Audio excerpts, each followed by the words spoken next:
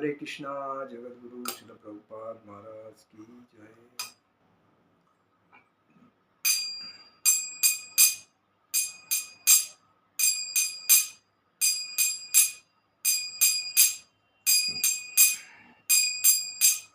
जय राधा माधव कुंज विहारी, जय राधा माधव कुंज विहारी।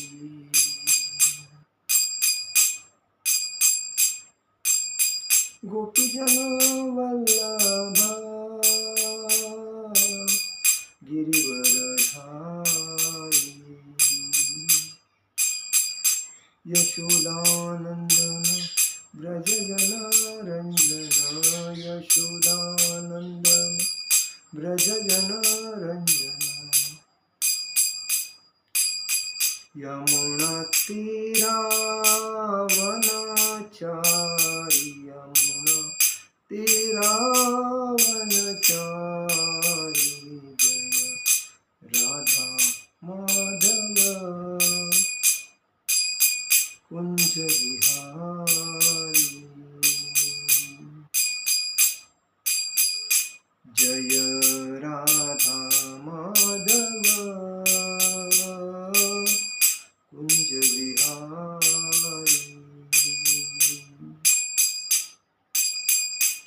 हरे कृष्णा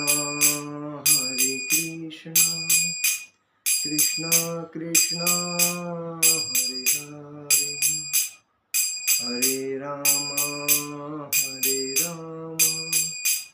राम राम हरे हरे। हरे कृष्णा कृष्णा कृष्णा हरे हरे, हरे राम राम राम हरे हरे। हरे कृष्णा कृष्णा कृष्णा हरे हरे, हरे राम राम राम हरे हरे। हरे कृष्णा कृष्णा कृष्णा हरे हरे, हरे राम राम राम हरे हरे। जय ओम विष्णुपाद परमहंस परिव्राजकाचार्य अष्टोत्तर शत श्री श्री अभय चरणारविंद भक्ति वेदांत स्वामी शिल प्रभुपाद महाराज की जय। नित्य लीला प्रविष्ट जय ओम विष्णुपाद परमहंस परिव्राजकाचार्य अष्टोत्तर शत श्री श्री भक्ति सिद्धांत सरस्वती ठाकुर शिल प्रभुपाद महाराज की जय। अनंत कोटि वैष्णव वृंद की जय। नामाचार्य श्री हरिदास ठाकुर की जय। प्रेम से कहो श्री कृष्ण चैतन्य प्रभु नित्यानंद श्री अद्वैत गदाधर शिवासादि गौर भक्त वृंद की जय। श्री श्री राधा कृष्ण गोपीनाथ श्याम कुंड राधा किंड गुरु गुरु गोविंद की जय। श्री श्री मथुरा वृंदावन धाम की जय, द्वारका धाम की जय,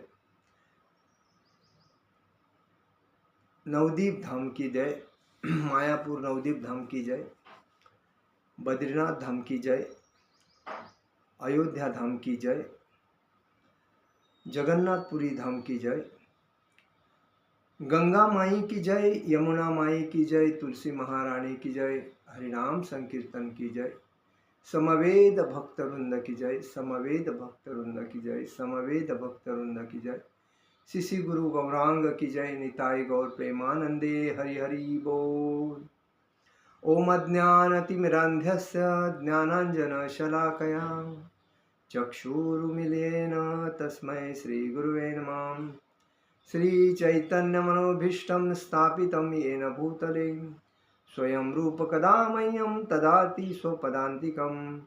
वन्देऽहं श्रीगुरु श्रीयुतपदकमलं श्रीगुरुवैष्णवांच श्रीरूपं साग्रजातं सहगण रघुनाथां तं तं सजीवं साद्वैतं सावधूतं परिजनसहितं कृष्णचैतन्यदेवं श्रीराधाकृष्णपादान् सहगण ललिता श्रीविशाखान्विताञ्च हे कृष्ण करुणा सिंधु दीनबंधु जगतपते गोपेश गोपिकाकांत राधाकांत नमोस्तुते तप्त कांचन गौरांगी राधे वृंदावनेश्वरी विश्वभानुसुते देवी प्रणमामि हरिप्रिये वाञ्छाकल्पतरुभ्यश्च कृपा सिंधु भव च पतितानां पावनेभ्यो वैष्णवेभ्यो नमो नमः नमो ब्राह्मण देवाय गो ब्राह्मण हिताय च जगद्हिताय कृष्णाय गोविंदाय नमो नमः ओम नमो भगवते वासुदेवाय ओम नमो भगवते वासुदेवाय ओम नमो भगवते वासुदेवाय।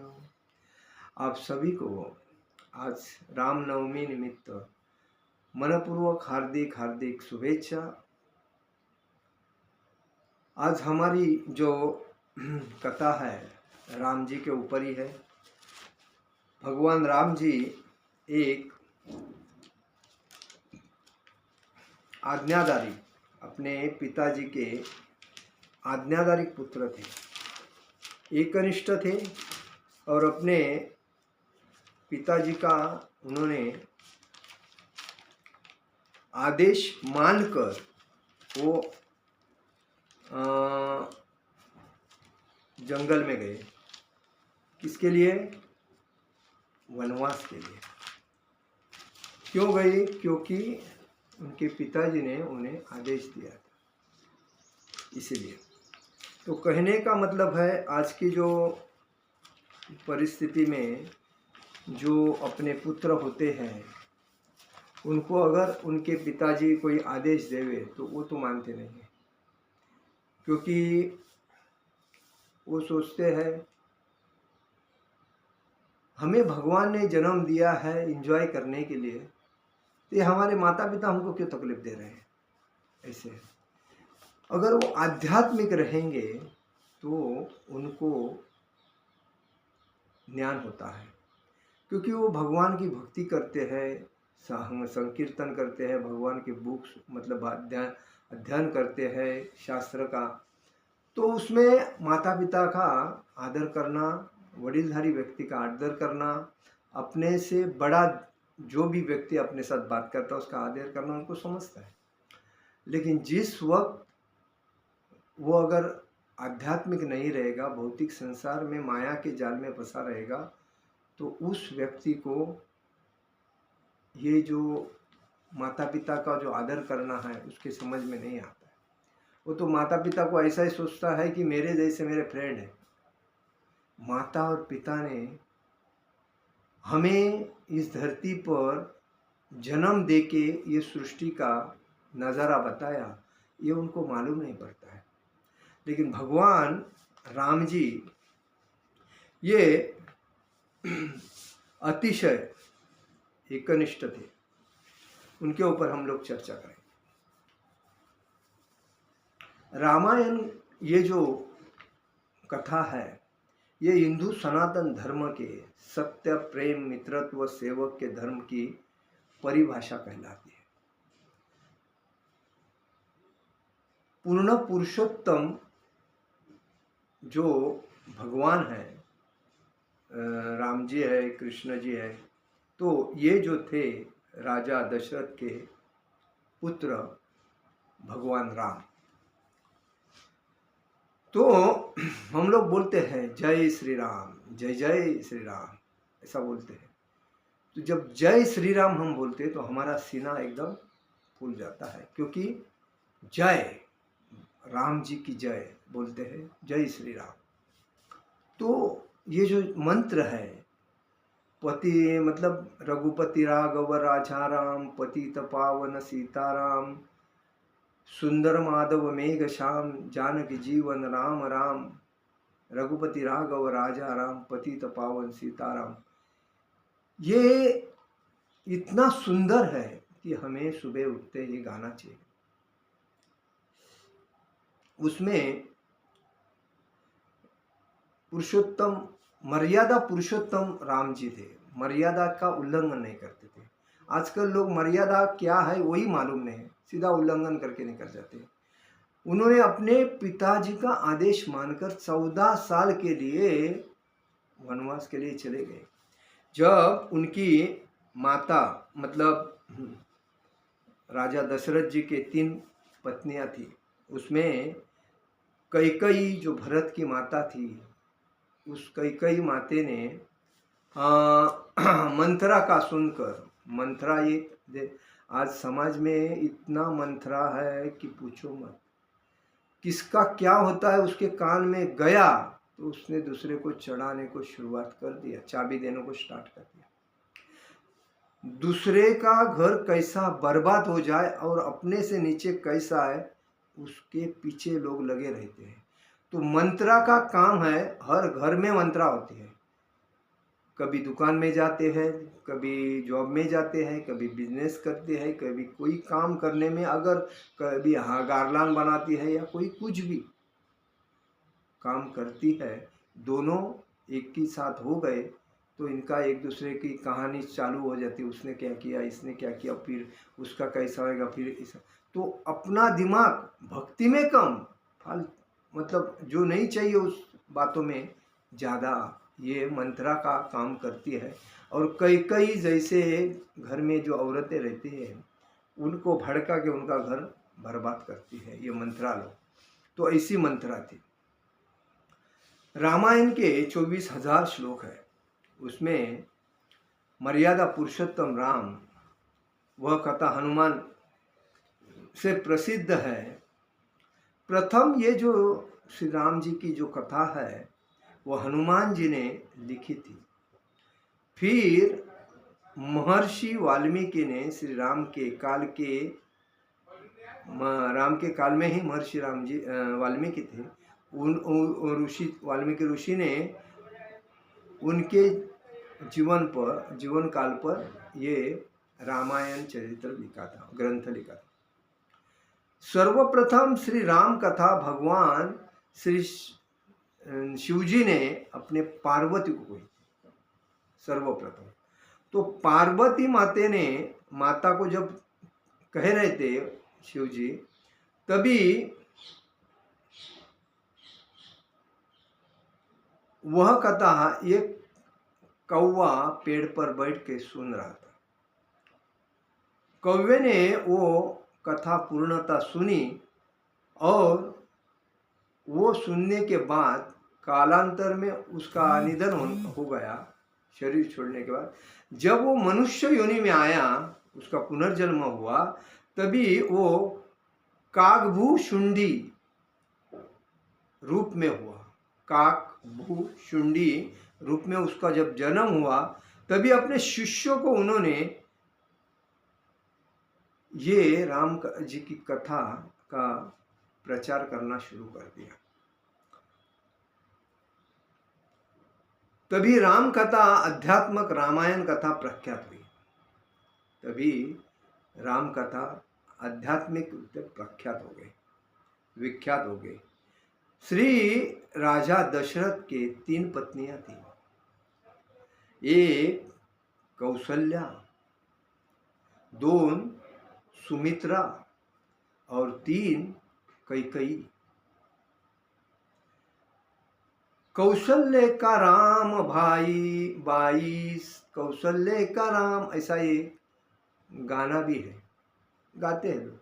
कौशल्य का राम भाई, कौशल्य का राम, ऐसा एक गाना है। तो राम कौशल्या माता अतिशय प्रेमळ थी। तभी के लोग 4-4 पत्नियां करती थी, 15-15, 20-20, 25-25 बच्चे पैदा करते थे। लेकिन कोई बच्चा भूखा नहीं रहता था, कोई पत्नी तकलीफ नहीं करती थी। सब अपने 3, अगर कोई पति 2, 3, 4 अगर पत्नियां से शादी करता है तो यह क्षत्रिय का काम है, तो क्षत्रिय कर सकता है, ब्राह्मण नहीं कर सकता। ब्राह्मण, क्षत्रिय, वैश्य, क्षत्रिय ये संरक्षण करने वाला, क्योंकि ब्राह्मण, क्षत्रिय, वैश्य, शूद्र ये 4 आश्रम है। तो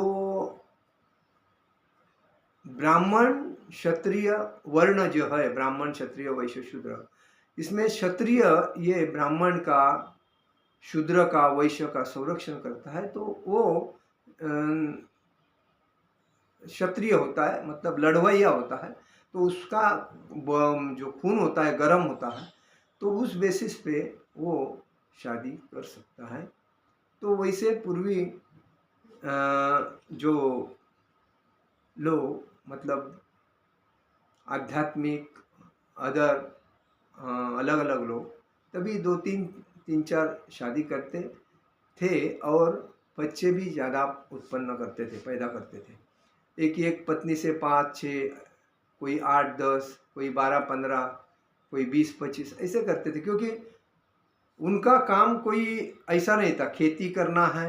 उनके अभी भगवान राम जी के घर में तो नौकर चाकर थे, तो उनको कुछ काम नहीं करना पड़ता था, यही भगवान की सेवा वगैरह, जो क्योंकि राजा थे अयोध्या के, तो उस बेसिस पे वो बहन के जैसे रहते थे। सुमित्रा, कैकेयी कैकेयी और कौशल्या, माता तीनों बहन के जैसे रहते।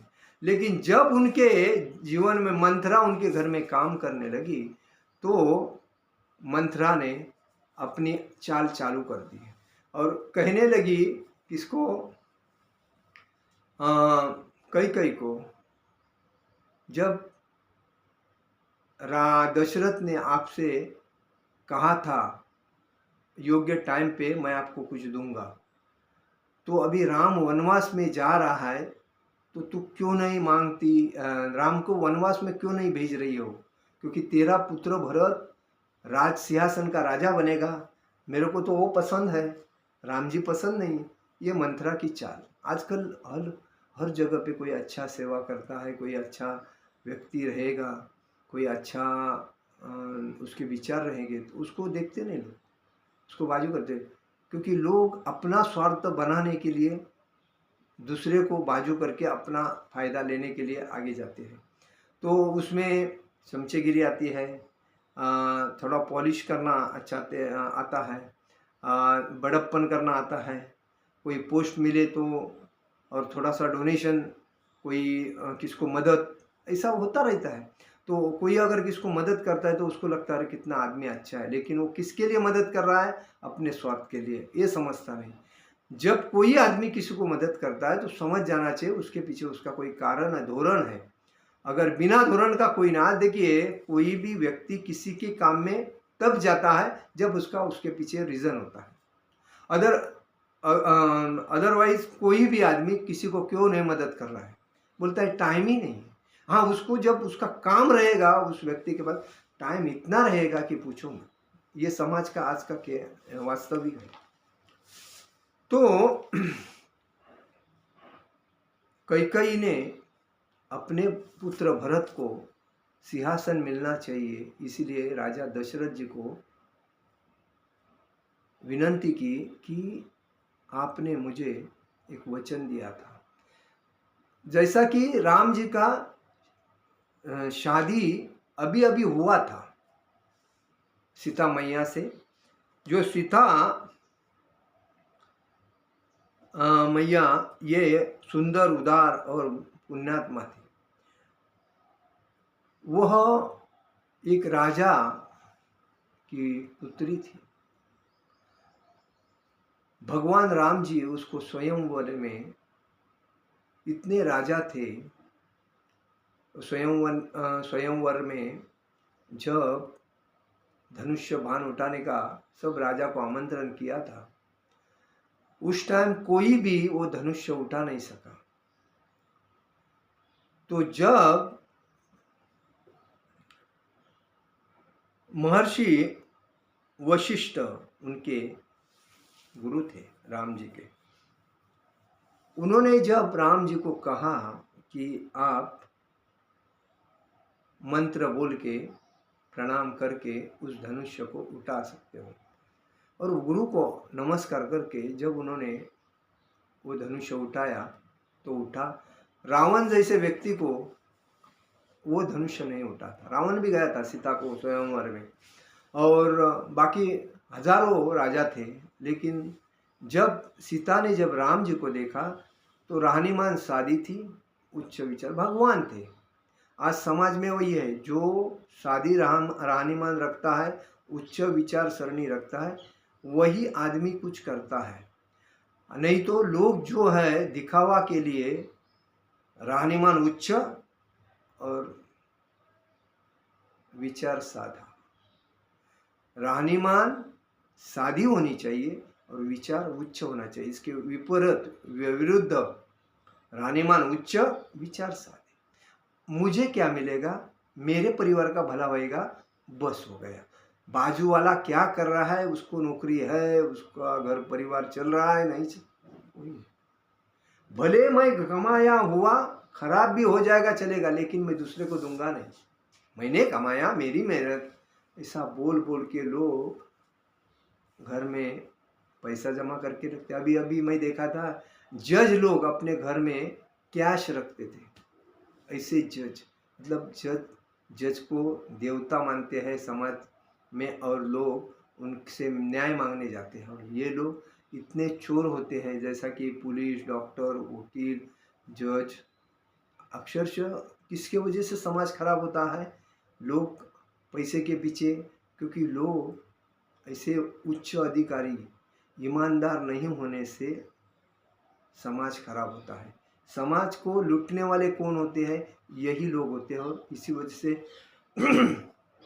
लोग अपने, मुझे कुछ करना है तो पैसा लगेगा, लेकिन वो पैसा उनके पास रुकता नहीं क्योंकि जो हराम का पैसा होता है, जो गलत रास्ते से कमाया हुआ जो पैसा होता है, वो कभी भी किसके पास रुकता नहीं। वो गलत रास्ते से दिखेगा और चला गलत रास्ते में ही जाएगा। फायदे जो ईमानदारी से कमाता है और जो अपने बाल बच्चों को पालता है, उसके बाल बच्चे भी सही होते हैं और उसका परिवार भी अच्छा होता है। तो यही बात है। तो राजा दशरथ के 3 पत्नियां थी, कैकेयी, कौशल्या, सुमित्रा। श्री राम जी राजा दशरथ के ज्येष्ठ पुत्र थे और माता सीता उनकी धर्म पत्नी थी। श्री राम साहसी थे, बुद्धिमान थे, आज्ञाकारी थे, एकनिष्ठ थे। और सीता माता सुंदर, उदार और पुण्यात्मा थी। माता सीता और राम का स्वयंवर में एक दूसरे को देखने के बाद ही, जब राम जी ने धनुष्य बाण उठाया, सीता ने उनको पसंद करके माला पहनाई और उनका शादी हुआ।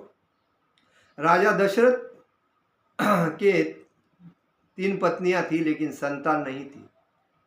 पहले जब राम जी के जन्म के पहले, जब राजा दशरथ जी को 3 पत्नियां थी, सुमित्रा, कैकेयी और कौशल्या, तभी उनको संतान नहीं थी। लेकिन जब एक कुलगुरु महर्षि वशिष्ठ से उन्होंने ये बात बताई कि उनको पुत्र नहीं, तभी ऋषि शुंगी को बताया, उन्होंने यज्ञ करने का विचार किया। ऋषि शुंगी ने उनको कहा कि आप यज्ञ कीजिए। तो राजा दशरथ ने यज्ञ किया।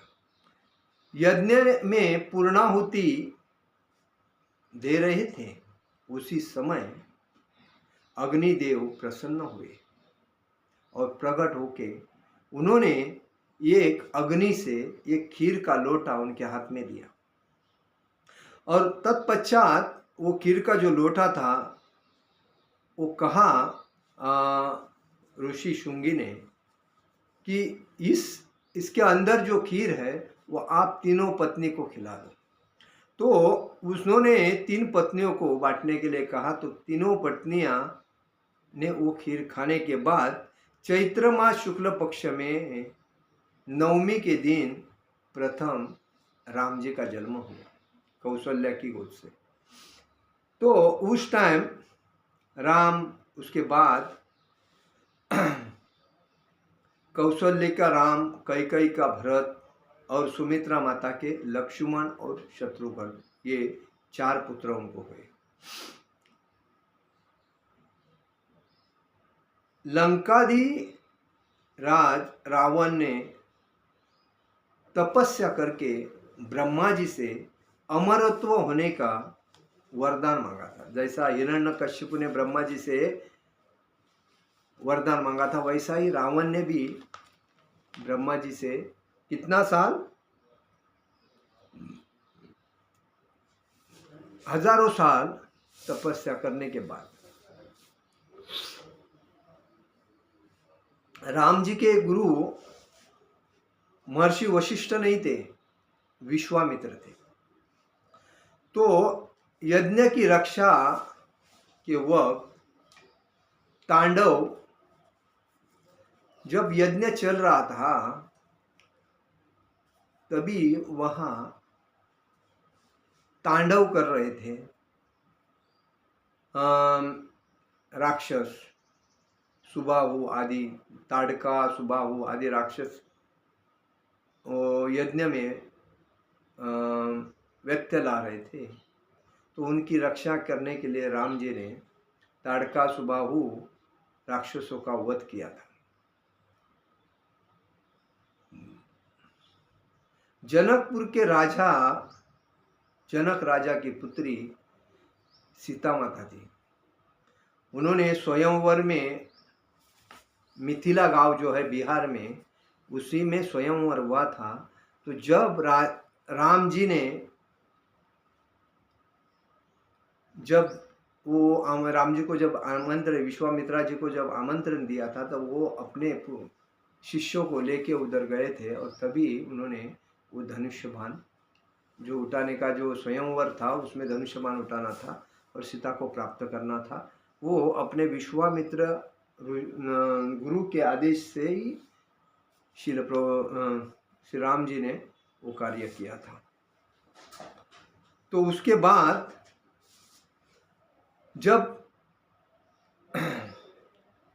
कैकेयी ने दशरथ महाराज से कहा कि आपने मुझे कहा था कि वक्त आने पर मुझे तुझे गिफ्ट दूंगा, तो मुझे आज चाहिए। जब राम सीता को लेके अपने अयोध्या घर में आए थे और स्वयंवर से आए थे और राज्याभिषेक होने वाला था जो रामनवमी के दिन, तो राज्याभिषेक होने वाला था। तो उस टाइम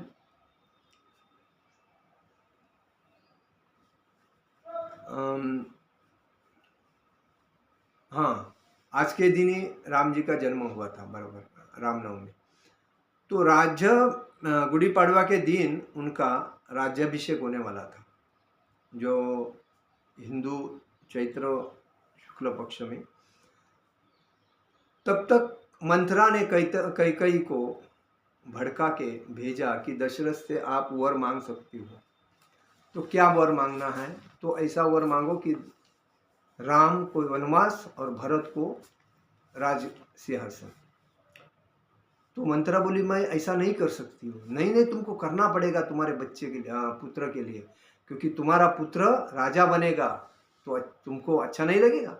इतना चाबी लोग देते हैं, इतना चाबी। वैसा जो ईमानदार है उसको कैसा बेईमान की तरफ बढ़ाने का, वो ऐसे मार्केट में इतने लोग अभी समाज में हो गए, अपना खाओ लेकिन दूसरे का खाओ। जब पहला लोग कोई भी व्यक्ति को केरोसिन डाल के, पेट्रोल डाल के, गैस वगैरह से जलाते थे, लेकिन अभी ऐसी ईर्ष्या होने लगी है कि लोगों को पेट्रोल घासलेट की, केरोसिन की जरूरत नहीं है, खाली ईर्ष्या की जरूरत है। जो अहंकार आदमी, क्योंकि आदमी के अंदर ही राक्षस भरे हैं, ईर्ष्या, क्रोध, मोह, लोभ, अहंकार और संशय, ये 6 राक्षस आदमी को पूर्णतः पहले से ही मतलब बेकार करके रख दिए हैं। क्योंकि जब आदमी इसमें खुद को नहीं संभाल सकता, खुद का इतना खराब हालत हुआ तो भी वो लोग अपने ऊपर नहीं देखते, मैं कितना गलत हूँ ये नहीं देखते, दूसरे का गलत, दूसरा कितना नीचे जाएगा उसके ऊपर उनका ध्यान होता है। और दूसरे का तकलीफ में वो तकलीफ सह रहा है ना, तो इसको आनंद आता है। ऐसे समाज में आदि, इसीलिए कभी भी अपने मन की बात दूसरे को बोलने के टाइम पे 10 बार सोचना पड़ता है ये आदमी कैसा है, क्योंकि आदमी को पहचानने को नहीं आता है ना, बहुरूपी आदमी होते हैं। और इस वजह से लोग फंसते हैं, विश्वास रखते हैं और बाद में खुद का ही खुद तकलीफ करके लेते हैं। तो कैकेयी ने उसकी मंथरा की बात मानकर राजा दशरथ से कहा कि मैं आपसे, आप जो मुझे वरदान दिया, वचन दिया था, उसको आज पूरा करना पड़ेगा। तो दशरथ बोले ठीक है, आप बताइए क्या चाहिए। तो राम जी को आपको वनवास भेजना पड़ेगा और भरत को आपको सिंहासन देना पड़ेगा। तो दशरथ जी को उसी टाइम एकदम क्या कहूँ क्या करूँ शौक लग गया, और शौक लगने की वजह से उसी टाइम राम जी सीधा बोले, अगर कैकेयी माता मुझे बोल रही है वनवास जाने के लिए तो मैं मानूंगा, मेरे पिताजी बोल रहे हैं मुझे वनवास जाने के लिए, मैं जाने के लिए था।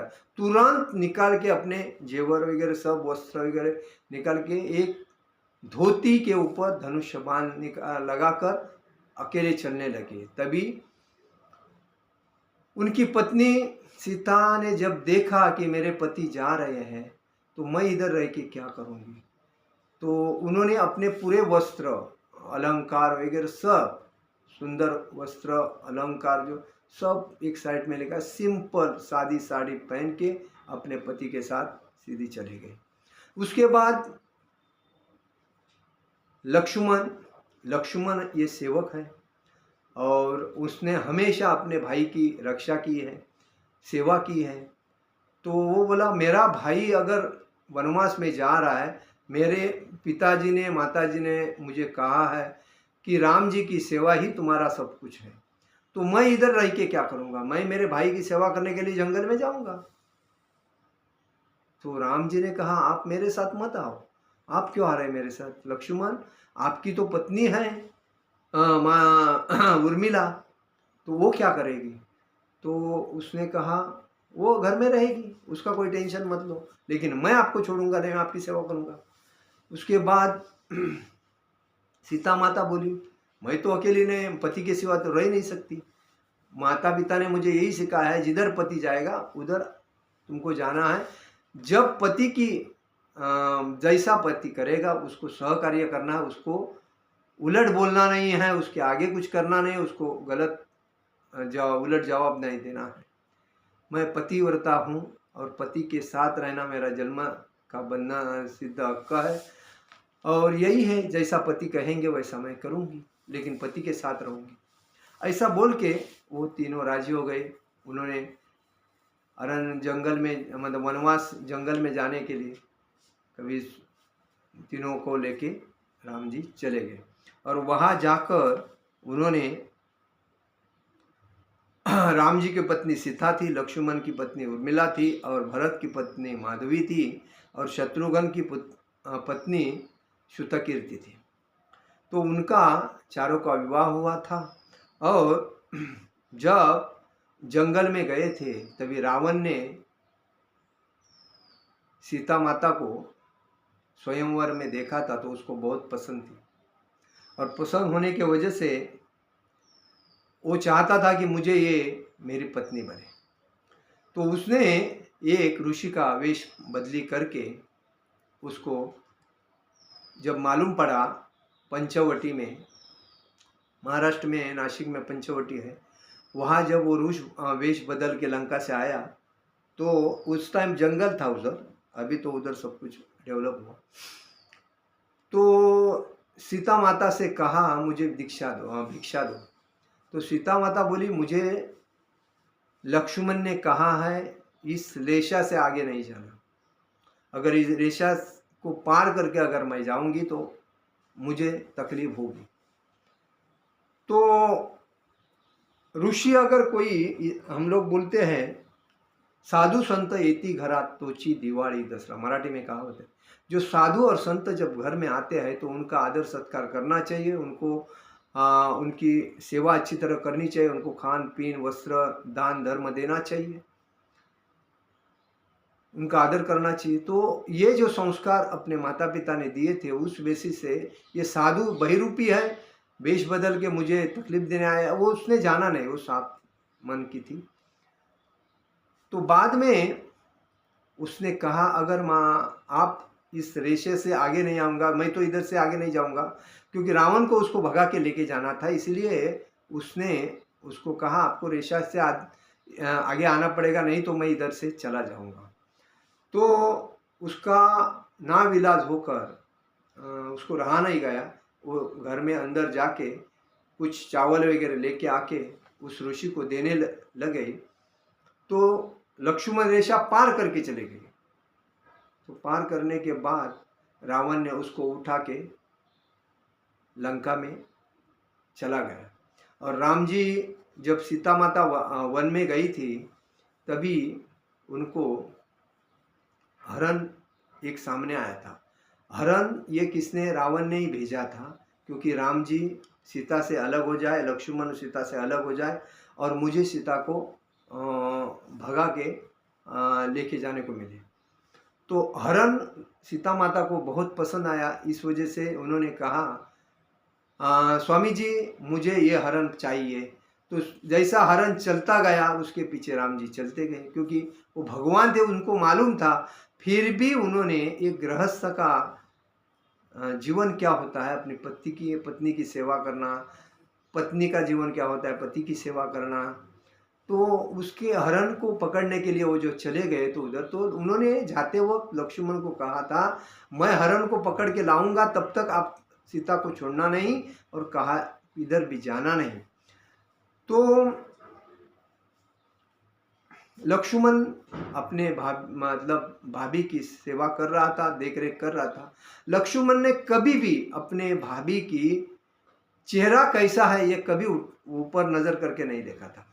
लक्ष्मण इतना सेवक एकनिष्ठ था।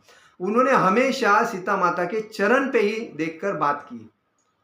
आजकल कोई कर सकता है, नहीं कर सकता, क्योंकि आदमी का जो दिमाग है वो निगेटिविटी से भरा पड़ा है।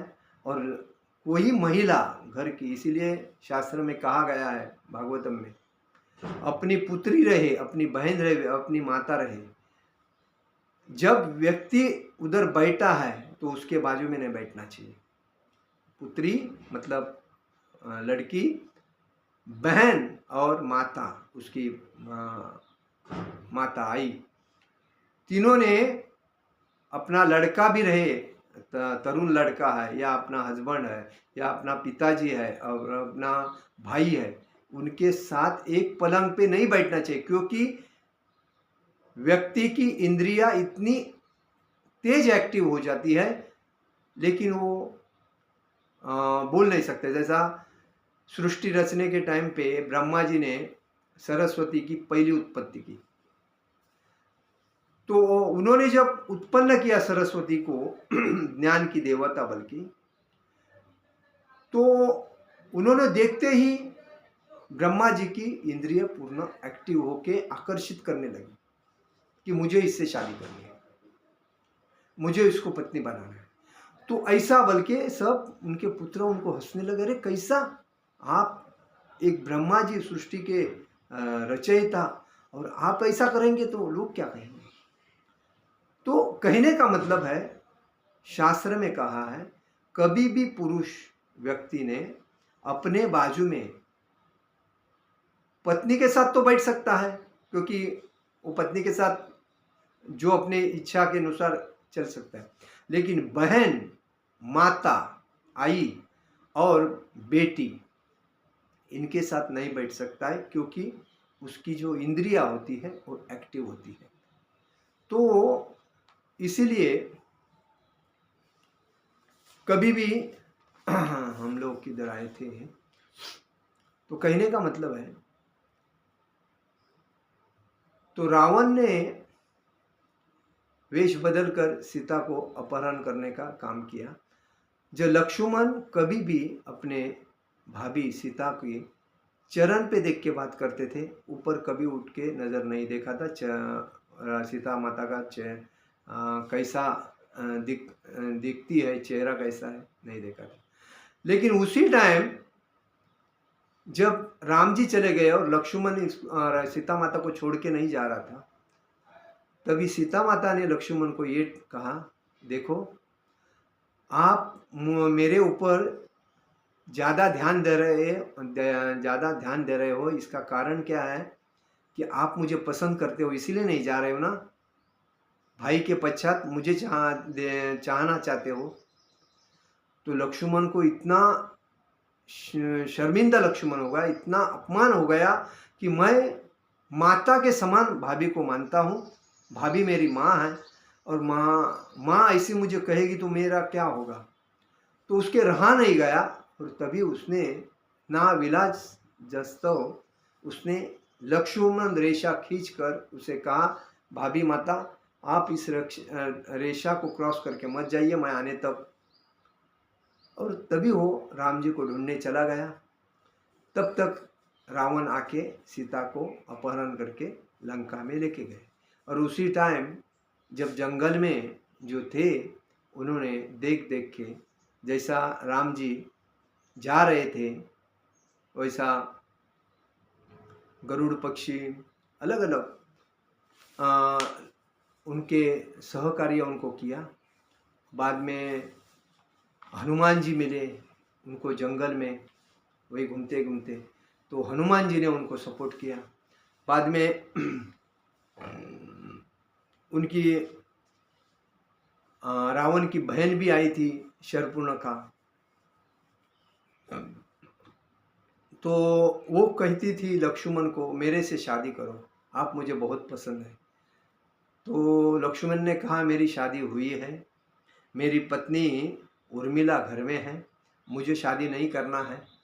तो पहली वो शादी करने के लिए राम जी से कहने लगी। तो राम ने कहा मेरी तो पत्नी है, मैं तो आपसे शादी नहीं कर सकती हूँ।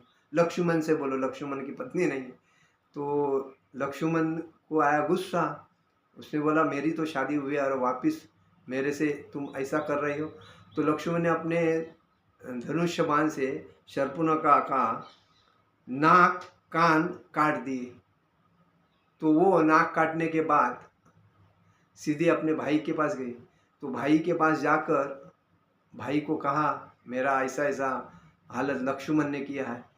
तो भाई ने वेश बदल करके आकर सीता का वस्त्रहरण करने का बीड़ा लिया, सोच लिया। और उसी वक्त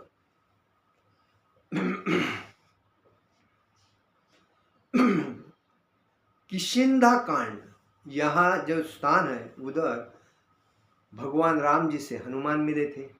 और हनुमान मिलने के बाद तभी बाली सुग्रीव जो था, तो सुग्रीव जो था वो एक राजा था, ईमानदार था, लेकिन बाली उसका भाई था, वो उसके पत्नी के ऊपर गलत नज़र रखता था। तो जब सुग्रीव ने ये बात राम जी से कही, क्योंकि सुग्रीव ने राम जी को बहुत मदद किया सीता को ढूंढने के लिए, क्योंकि हनुमान जी ने सुग्रीव ने बोला कि हनुमान जी ये काम कर सकता है, सीता माता को कौन किया, क्योंकि गरुड़ पक्षी ने राम जी से कहा कि सीता माता को रावण ने यहाँ से लेके गया है और मैं उसको रोक रहा था तो मेरा उसने एक पंख छाट दिया, इसीलिए मैं इस तरह पे मरण अवस्था में हूँ। तो राम जी ने उनको उठा के अपने गोद में लिया। तो उसी वक्त उन्होंने कहने के बाद उनके पैर के ऊपर ही प्राण छोड़ दिया था गरुड़ पक्षी ने, जटायु ने। तो उसके बाद राम जी ने एक बाली से जब युद्ध किया, सुग्रीव को उसके जीवन से बाजू करने के लिए, सुग्रीव के जीवन से बाली को बाजू करने के लिए राम जी ने बाली का वध किया और सुग्रीव को वही राजा बना दिया राज का। और बाद में वो हनुमान जी उनका आदेश लेके एक अंगूठी लेके सीता माता को मिलने चले गए। सीता माता ने हनुमान जी को पहचाना नहीं था। जब वो जाकर वहाँ लंका में बैठे और देखे तो वहाँ सीता एक झाड़ के नीचे बैठी थी, पेड़ के नीचे। तो उन्होंने वहाँ से अंगूठी नीचे फेंकी, तब जय सीता माता ने देखी, अरे अंगूठी मेरे राम प्रभु की है। तो उसने कहा कि आप दूत है उनके भेजे हुए। तो हनुमान जी बोले, हाँ माते, मैं आपकी देख रेख करने के लिए आया हूँ। और वही बात जब मालूम पड़ी तब भगवान राम जी ने हनुमान जी ने राम जी को कहा कि सीता माता रावण के वहाँ है। तो बाद में राम जी ने हनुमान के पास अलग अलग संदेश भेजे सीता माता के लिए। तो एक दिन रावण तो अहंकारी था ही, उसको वो ब्राह्मण होने के बाद जब ब्राह्मण अहंकारी बनता है तो उसका नाश होता है। ब्राह्मण ने कभी भी अहंकार नहीं करना चाहिए, क्योंकि ब्राह्मण भगवान का स्वर है। तो जहाँ शांति होती है उधर आनंद होता है। तो जब उसने देखा कि, क्योंकि रावण को देवता भी डरते थे, क्योंकि उसने सोचा था मैं स्वर्गलोक जाने के लिए मैं यहाँ से पुल बनाऊंगा, ये बात। तो उसके बाद राम जी ने संदेश भेजा। एक दिन हनुमान जी के पूंछ को रावण ने आग लगा दी, क्योंकि ये बंदर बार बार आता है इधर और हमारे गार्डन को, जो सुशोभित वन है, उसको महल के बाजू में उसका नाश दोष करता है। तो एक दिन उसने उसके जो सेवक थे रावण के, उन्होंने उसके पूंछ को आग लगाई। आग लगाने के बाद वो भस्म हो जाएगा ऐसा लगा। तो बंदर जो वहाँ हनुमान जो थे वो होशियार थे, शक्तिवान थे, लेकिन होशियार भी थे, क्योंकि हनुमान जी का जो जन्म है ये शिव जी का अवतार है हनुमान जी। तो उसके बाद उन्होंने पूरी लंका को भस्म कर दिया आग लगाकर। सोने की लंका रावण की पूरी जला डाली। तो बाद में लंका जलने के बाद रावण ने रावण के ऊपर राम जी ने अटैक किया बाणों से। रावण को 10 सिर थे, उनको वरदान था। तो जब रावण का भाई विभीषण जब राम जी का भक्त था, तो वो जाके उन्होंने विभीषण ने राम जी को बताया था कि राम एक अच्छा व्यक्ति है, साहसी, बुद्धिमान, आज्ञाधारी, एकनिष्ठ व्यक्ति है, और आप वो मर्यादा पुरुषोत्तम है। वो कभी किसी के ऊपर आंख उठाता नहीं, किसी को तकलीफ देता नहीं है। जब समुंदर ने रास्ता देने को नहीं बोला, तभी उन्होंने आग बताई, समुंदर थरथरने लगा। तो उन्होंने वहाँ से लंका जाने के लिए, रामेश्वरम से लंका जाने के लिए समुंदर ने रास्ता दिया उस टाइम। नहीं तो राम जी ने कहा कि मैं सुखा दूंगा समुद्र। तो समुंदर राम जी के चरण में आके गिरा और बोला, मुझे माफ कर दो, मुझे अहंकार हुआ था। हर व्यक्ति का अहंकार ही आदमी का नाश करता है, और वो आदमी खुद का नाश खुद क्यों करता है? क्योंकि अहंकार की वजह से। इसलिए हर व्यक्ति को अहंकार नहीं होना चाहिए। जो व्यक्ति को अहंकार हो गया, समझ जाने का, जल्दी खा ऐसा। तो उसके बाद वह विभीषण ने कहा, रावण ऐसा मरने वाला नहीं है, आप उसके पैर पे मारो, इधर मारो, उधर मारो, आप उसके बेमी पे मारो, जो नाभि है, उस नाभि में जो उसका अगर बांध जाएगा तो तुरंत मरेगा। तो इसीलिए घर का कभी भी व्यक्ति दूसरे के दुश्मन के अपोजिटर के साथ अगर मिला है तो घर बर्बाद होएगा ही होएगा। आज लोगों के घर बर्बाद क्यों होते हैं? क्योंकि लोगों के मुंह में बात कोई रुकती नहीं है, वो अपना खास बल के उसको बताना चाहता है। और मोबाइल का जमाने होने से कुछ हो गया तुरंत उसको बताएगा। और माता जी लोगों के मुंह में तो कुछ रहता ही नहीं। मेरे पास आया वो बात कभी मैं दूसरे माता जी को बताता हूँ, उसके मेरे फ्रेंड को, उसको थारा ही नहीं थी। तो उसमें उसका खुद का ही विनाश होता है, खुद को ही तकलीफ होता है। जब वो अपनी बात दूसरे को बोलने जाती है हल्का मन करने के लिए, उधर ही फंस जाती है। कोई कोई चीज़ ऐसी होती है किसी को नहीं बताना चाहिए, और कोई कोई ऐसी चीज़ होती है जो बताना योग्य है। तो समझना चाहिए मुझे क्या बताना है और मुझे क्या नहीं बताना चाहिए, तभी आदमी समाज में अच्छा बनता है। तो कहने का मतलब है, विभीषण ने राम जी को कहा कि आप, रावण तो ऐसा मरने वाला नहीं क्योंकि वो 10 मुखी है। तो एक सर जाता था, दूसरा आता था, दूसरा जाता, तीसरा आता, तीसरा आता, चौथा आता। तो भगवान होने के बाद भी उनके घर का व्यक्ति ने उनको जाके बताया कि राम जी के बेंबी पे मरो। जैसा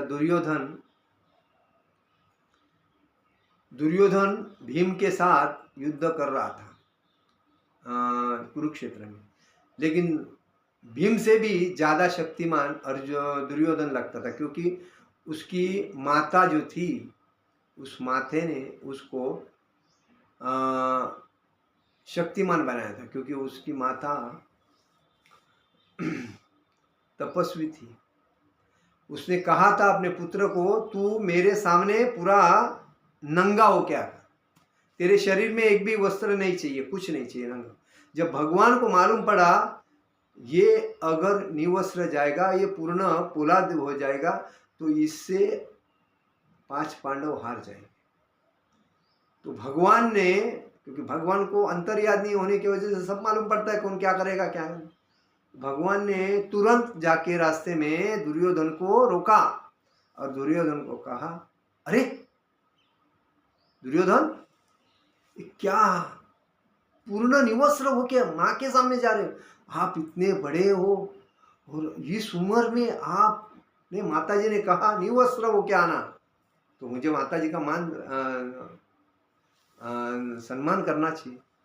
अरे लेकिन आप खुद सोचो, आप इतने बड़े होने के बाद अपनी माता के पास आप निवस्त्र जा रहे हो, आपको कैसा लगता है? तो क्या करो? अरे कुछ पत्ता बित्ता बांधो, कपड़ा बिपटा लो। तो बोला अभी क्या? तो केले का पत्ता उसने अपने लिंग के उधर रख कर वो पूरा विदाउट कर, तो भगवान ने कहा ठीक है, अभी ठीक है, अभी योग्य, अभी जाओ। तो जब उसकी माता ने, दुर्योधन गया और माता के सामने खड़ा होके कहा कि माता मैं आ गया, तो उसने जब अपने आँखों की पट्टी खोली और जब देखा तो कहा, अरे मैंने तो तुम्हें पूर्ण निवस्त्र बोला था, आपने ये क्या किया? अभी उतना जो है भाग आपका पूर्ण शक्तिमान नहीं होएगा, बाकी शरीर शक्तिमान होगा। तो अर्जुन, दुर्योधन का पूरा माता के तपस्या के वजह से, माता के आशीर्वाद के वजह से पूर्ण शरीर कठोर हुआ था, वो किसी से हारने वाला नहीं। लेकिन उसका जो जांग था, जांग के बाजू में जो पत्ता बांधा था, उतना उसकी नज़र से वो कमजोर था। तो भगवान ने कहा भीम को, तू क्या कर रहा है? तू ऐसा इशारा करके बताया कि इधर जांग पे उसके गदा मार। तो भीम ने जब देखा तो उसने उसके जांग पे जब गदा मारी, तब दुर्योधन नीचे गिर गया, नहीं तो वो भीम को भी हराने वाला था। वैसा ही विभीषण ने रावण की पूरी न बात राम जी से कही कि उसके बेमी में, नाभि में आप बाण मारो, रावण तुरंत मरेगा। तो रावण का मरण बेमी में था, तो दुर्योधन का मरण उसके जांग में था। तो कहने का मतलब है, हर व्यक्ति का भगवान अपने ऊपर कुछ नहीं लेते। भगवान दुश्मन को भी सहकार्य करते हैं, भक्त को भी सहकार्य करते हैं। लेकिन भक्त को सहकार्य ऐसे करते हैं कि बिल्ली अपने बच्चों को कैसी लेके जाती है, कुछ नहीं होता है उसको। लेकिन बिल्ली चूहे को जब लेके जाती है तो कैसा होता है, वो बोलता है अभी मैं तो गया काम से। लेकिन भगवान इतने दयालु हैं कि सबको दया से वो अपने धाम में लेके जाना बुलाते हैं। लेकिन हर व्यक्ति अपने कर्म के अनुसार दुख भोगता है, लेकिन वो भक्ति नहीं करता, इसीलिए तकलीफ में होता है।